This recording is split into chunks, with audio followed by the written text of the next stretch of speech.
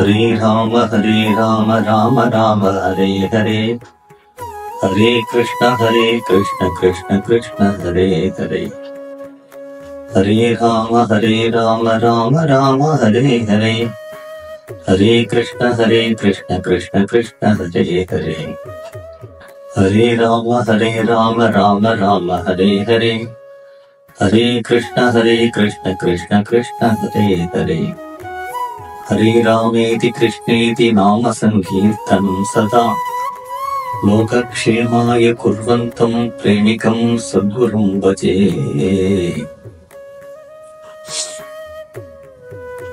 சனாதனமான மதத்துல வேதாந்த விசாரம் பண்ணி ஹிருதயத்துல இருக்கக்கூடிய பரமாத்மா சுரூபத்தை தெரிஞ்சுக்கிறதுக்கு உபனிஷத்து, பிரம்மசூத்திரம், பகவத்கீதை இதெல்லாம் நமக்கு வழிகாட்டுறது. ஞான மார்க்கம்னு பேரு. ஆனா அத படிச்சு புரிஞ்சுக்கிறதே ரொம்ப கஷ்டம். அத புரிஞ்சுண்டு வைராக்கியத்தோட அந்த சாதனை பண்ணி ஹிருதயத்துல இருக்கக்கூடிய பரமாத்மா சுரூபத்தை தெரிஞ்சுக்கிறதுங்கிறது யாரோ ஒருத்தர் கோட்டியில. அதற்கப்புறமா யோகாபியாசம், பதஞ்சலி சொன்ன மாதிரி, அப்புறம் இதிகாச புராணங்கள்ல இருக்கக்கூடிய ராமாயண பாராயணம், மகாபாரத பாராயணம், பாகவத பாராயணம், அதெல்லாம் கேட்டு அதுல என்ன சொல்லியிருக்குங்கிறத தெரிஞ்சுட்டு அதுக்கு தகுந்தா போல் நம்முடைய வாழ்க்கையை அமைச்சுக்கிறது அப்படிங்கிறது ஒரு வழி.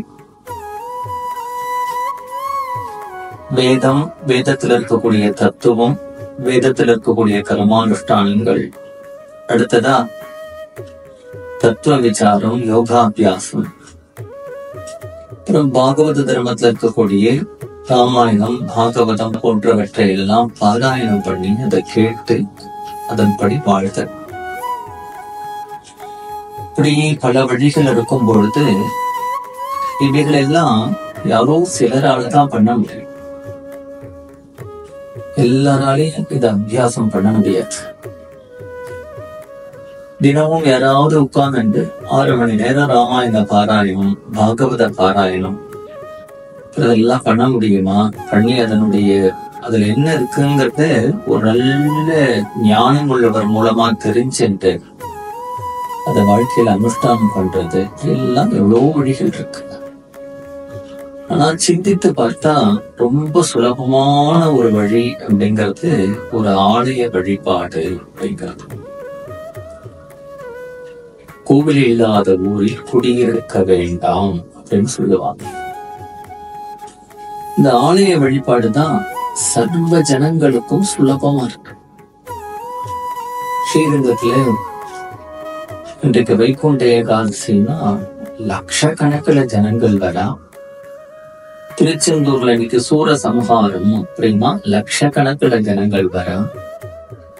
இன்னைக்கு திருவண்ணாமலையில தீபம் அப்படின்னுட்டா லட்சக்கணக்கில் ஜனங்கள் வரா. திருப்பதி அந்த மாதிரி கோவில்கள்ல நித்தியமே லட்சக்கணக்கில் ஜனங்கள் கூடுறா. சபரிமலையிலையும் அந்த ஐயப்பனுடைய மகர ஜோதிக்கு லட்சக்கணக்கில் ஜனங்கள் கூடுறா. அப்ப லட்சக்கணக்கான ஜனங்கள் ஈடுபடுறதுக்கான ஒரு மார்க்கம் எது அப்படின்னுட்டா ஆலய வழிபாடுதான். சாமானிய ஜனங்கள்ல இருந்து படிச்சவா வரைக்கும் ஆலய வழிபாடு சாமானிய ஜனங்களும் பண்றா, மகான்களும் பண்றா. எல்லாருக்கும் சம்மதமா இருக்கு. ஆழ்வார்கள் எல்லாம் இந்த ஆலயத்தில் இருக்கக்கூடிய பகவானை தானே பாடியிருக்கா. நாயன்மார்கள் எல்லாம் இந்த ஆலயத்தில் இருக்கக்கூடிய பகவானை தானே பாடியிருக்கா. அருணகிரிநாதராகட்டும், அபிராமி அந்தாதி எழுதின அபிராமி பட்டராகட்டும், குமரகுருபரராகட்டும், நக்கீரராகட்டும், எல்லாருமே ஒரு ஆலயத்தில் இருக்கக்கூடிய தெய்வத்தை தான் பாடியிருக்காங்க. ஜீவன் முக்தர்களான ஞானிகள் கூட ஆலய வழிபாடு பண்றா. அப்படின்னா ஆலய வழிபாடுங்கிறது ஞானிகள் இருந்து சாமானிய ஜனங்கள் வரைக்கும் சம்மதமா இருக்கு, ஒரு ஆகர்ஷணம் இருக்கு.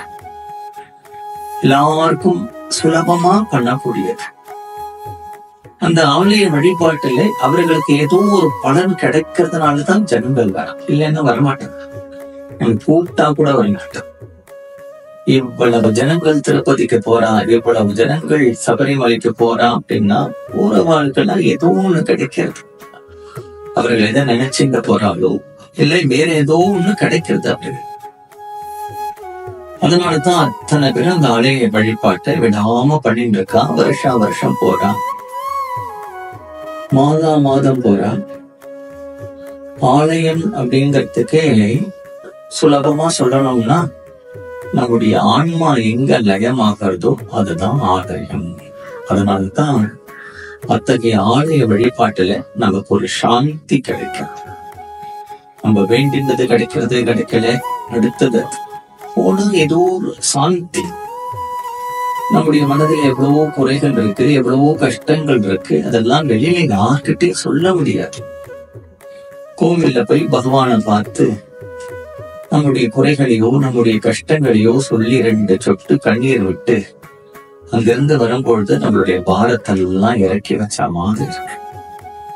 வேற யார்கிட்ட இதெல்லாம் சொல்ல முடியும்?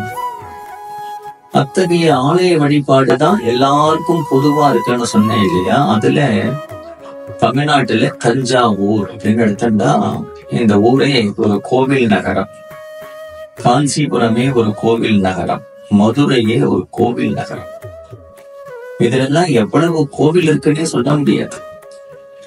ஒரு இந்த வீடு அடுத்த வீடு அடுத்த வீடு அப்படின்னு இருக்கிற மாதிரி இங்க பார்த்தா நவநீத கிருஷ்ணன் கோவில், அடுத்ததா எதுன்னு பார்த்தா காமாட்சி அம்மன் கோவில், அடுத்ததா எதுன்னு பார்த்தா ராமருடைய கோவில்.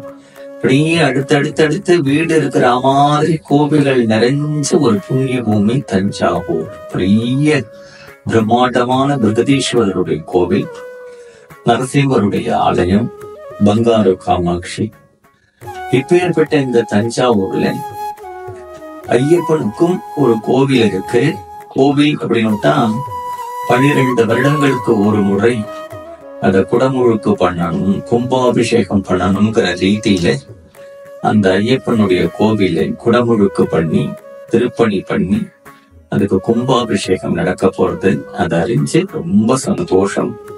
இதுல யார் யாரெல்லாம் எந்தெந்த விதத்துல எல்லாம் தன்னை ஈடுபடுத்தி கொண்டார்களோ அவர்களுக்கெல்லாம் பகவானுடைய பரிபூர்ணமான அனுகிரகம் கிடைக்கட்டும். இந்த கும்பாபிஷேக வைபவத்துல எல்லா பக்தர்களும் கலந்து கொண்டு பகவானுடைய பரிபூர்ணமான அருளுக்கு பாத்திரமாக